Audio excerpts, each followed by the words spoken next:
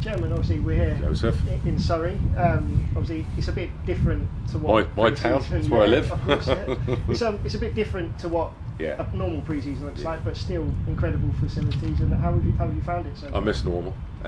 We planned to go to Portugal. We paid to go to Portugal. We had a beautiful resort booked, 6 days away.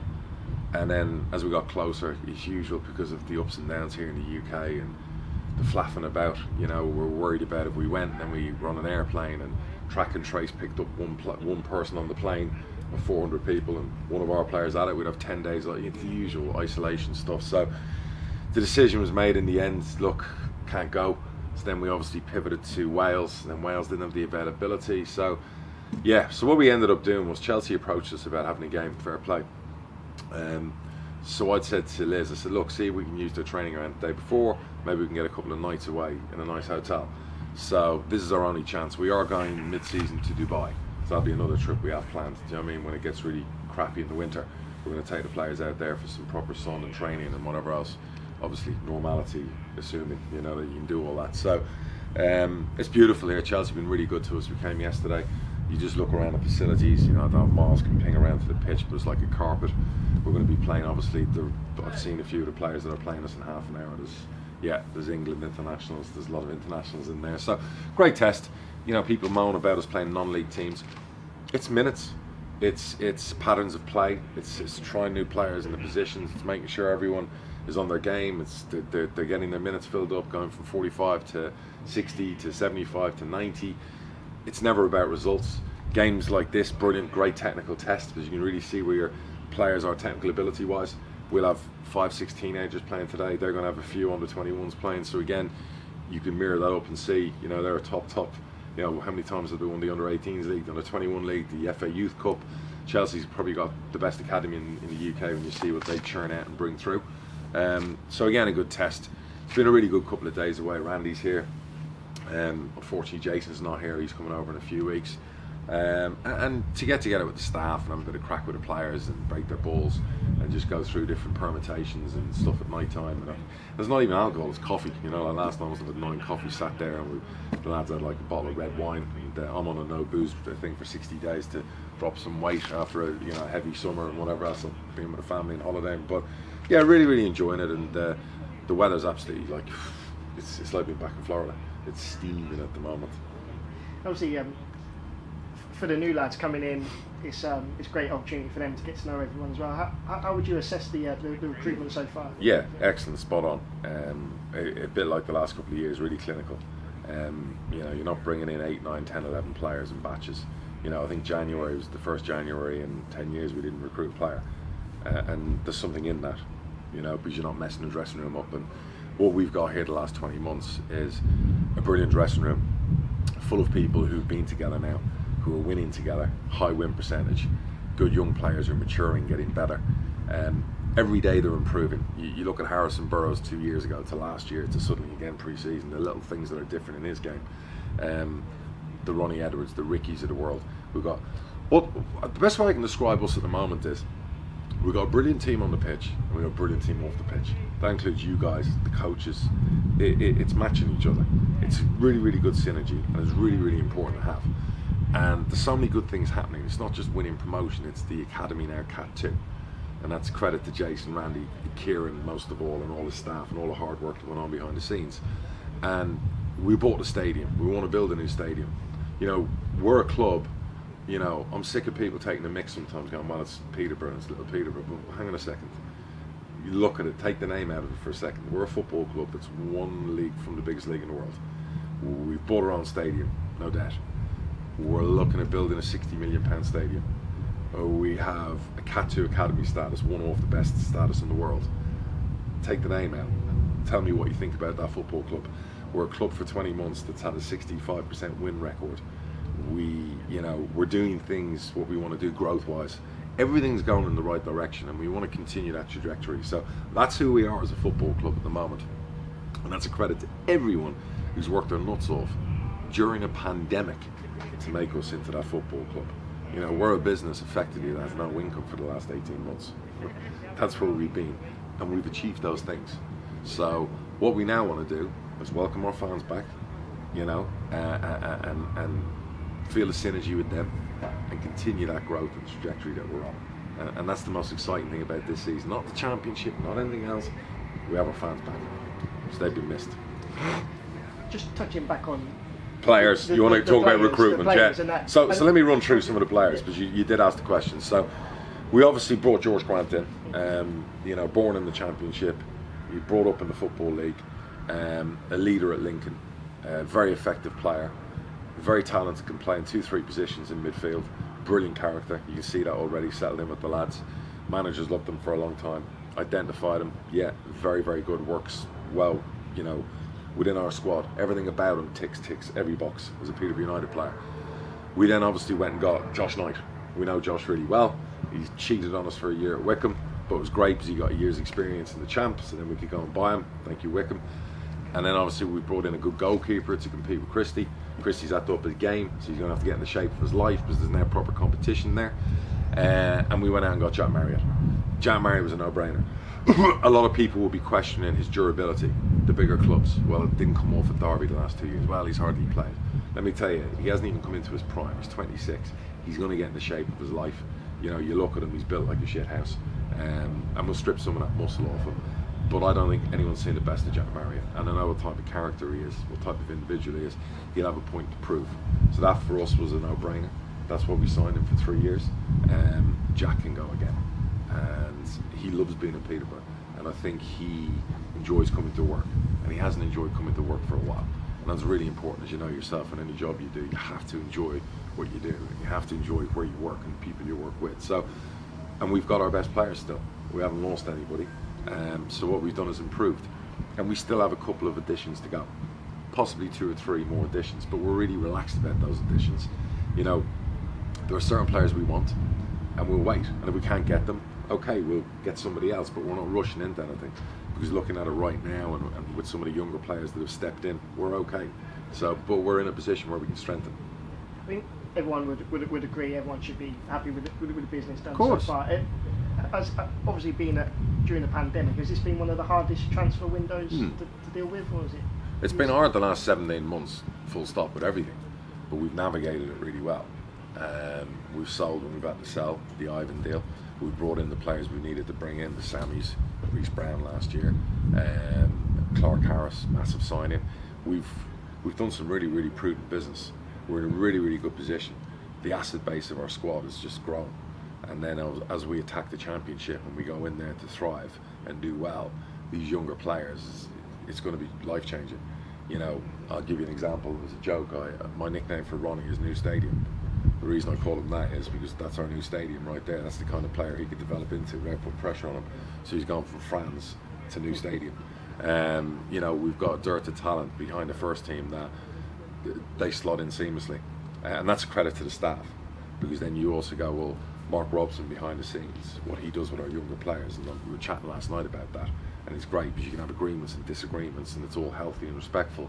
He's an unbelievable coach, and these young players should feel lucky to have him. This guy's been coaching at the England levels with the best young English talent, so they have to listen to him because he will only improve them and make them better. We're in a really, really good place, and touch wood and long may that continue, and we're really, really looking forward to being back in the championship and doing our best, to keep growing, because that's really important, So you just mentioned the championship there. How excited is it to be back and say we're a championship football? Really exciting, and we deserve to be.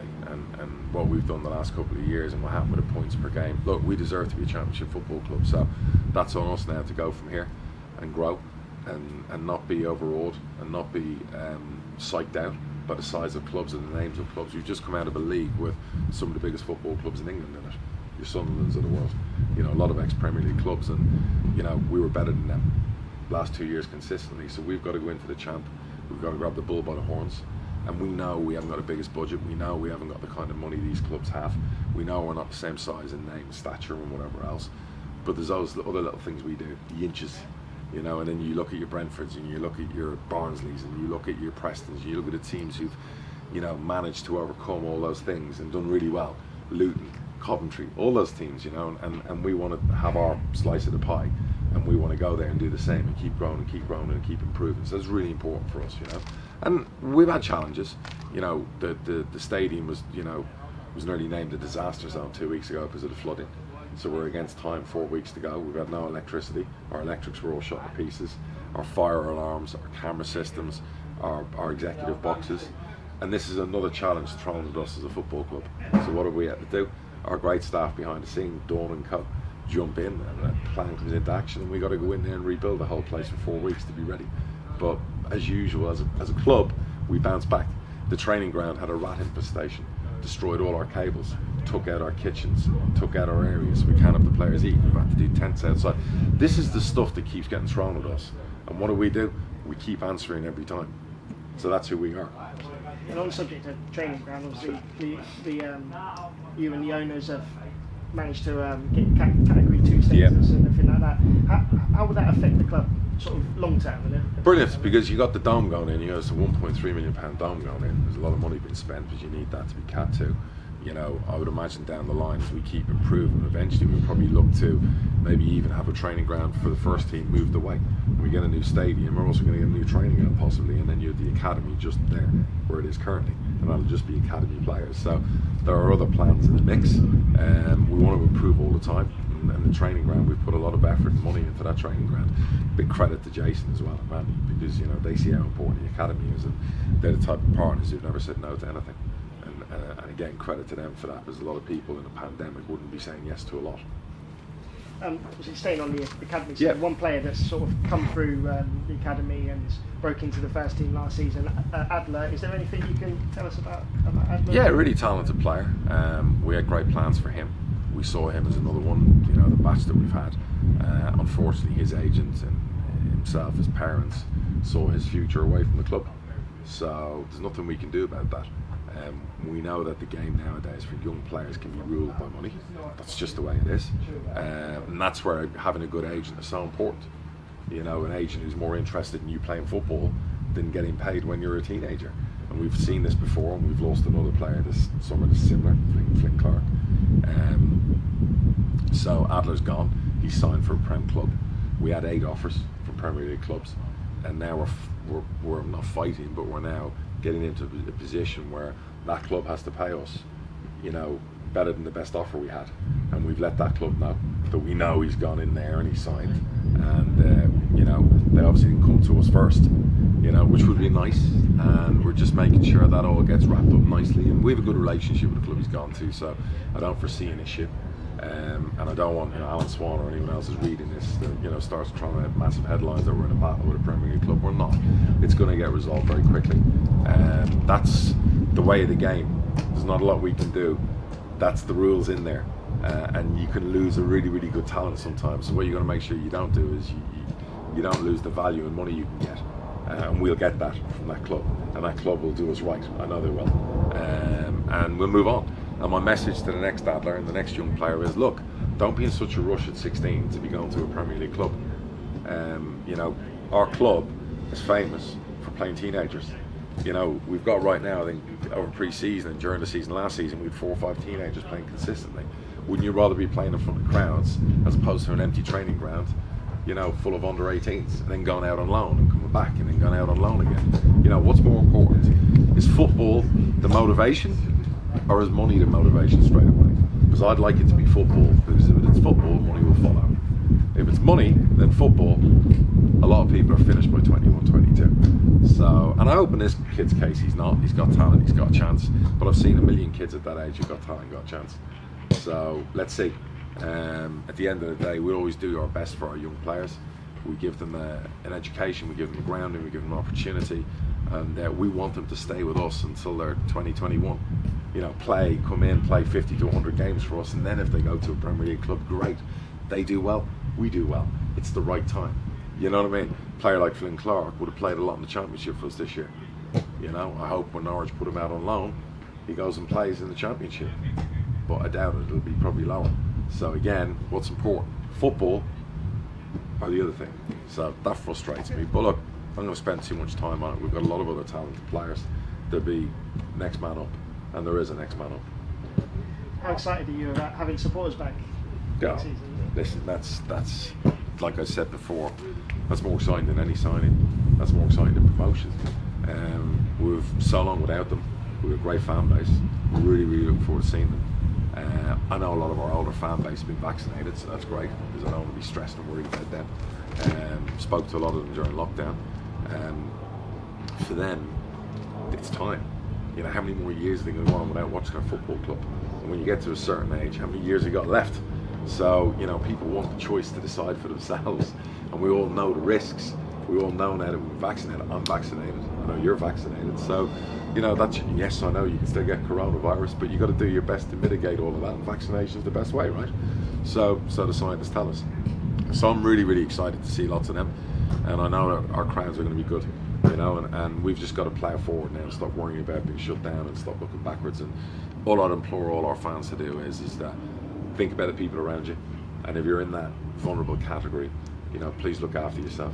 Please either vaccinate or wear a mask or do what's necessary. Do you know what I mean? Because we don't want you coming to a game and having an issue with the virus, but we don't want you not coming to the game either.